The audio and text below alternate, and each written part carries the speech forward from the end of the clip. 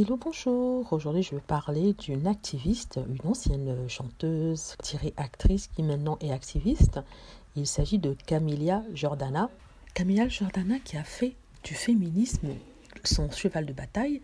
C'est une passionnée, une personne qui revendique ce droit à vouloir avoir les mêmes droits que les hommes. Elle a donné une interview par rapport à son texte Silence qu'elle vient d'écrire sur ce combat contre le patriarcat, c'est ce qu'elle dit. Elle veut porter cela devant la scène publique parce qu'elle estime que souvent les choses ne sont pas faites profondément ou alors quand elles sont faites, c'est survolé et on nous trouve toujours des excuses. Elle prend pour exemple le cas de Polanski et elle dit que justement ce texte a été écrit dans un cadre bien précis, dans le cadre précis de cette sinistre histoire et la façon dont il a été défendu en France.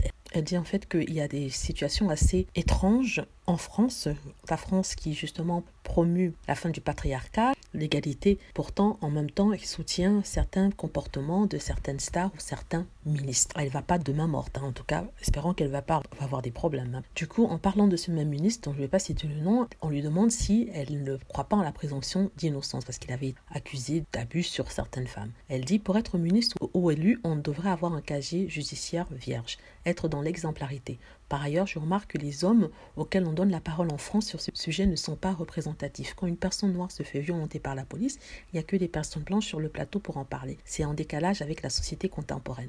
Elle dit les choses comme elle le pense et ça peut plaire comme ça peut ne pas plaire. Est-ce qu'elle déforme la réalité? Est-ce que ce qu'elle dit est faux? Ça, c'est à voir. Peut-être ça matche une certaine réalité. Quand je dis ça matche, ça veut dire que ça correspond peut-être à une certaine réalité de ceux qui la vivent. Il y a certains qui l'ont critiqué en disant qu'en tant que fille de Français d'une classe assez supérieure dans la société, elle ne serait pas la représentante des personnes opprimées et qu'elle ne devrait peut-être pas donner son avis tout le temps. En même temps, certains disent que en tant que personne et personnalité, le fait qu'elle parle de ça donne une certaine visibilité à ce qui se passe dans le pays et que ce sont des choses dont on doit discuter. Ce qui est un argument qui tient vraiment. On parle beaucoup de parité, la parité, l'égalité des droits, que ce soit économique ou alors des droits au niveau du corps de la femme, car son corps lui appartient.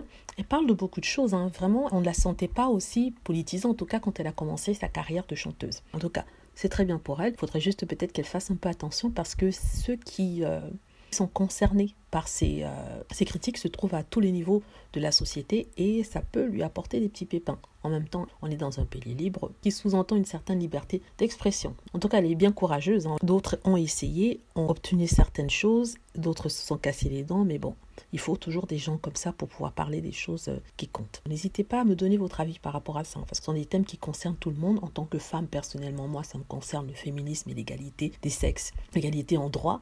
Et oui, ça nous concerne tous. Bien sûr, tout ça dans le respect, pas besoin d'insulter. Voilà, j'espère que vous avez aimé la vidéo. N'hésitez pas à cliquer sur like si c'est le cas, à vous abonner pour plus de vidéos, à cliquer sur la petite cloche afin d'être averti lorsque je poste une vidéo. Voilà.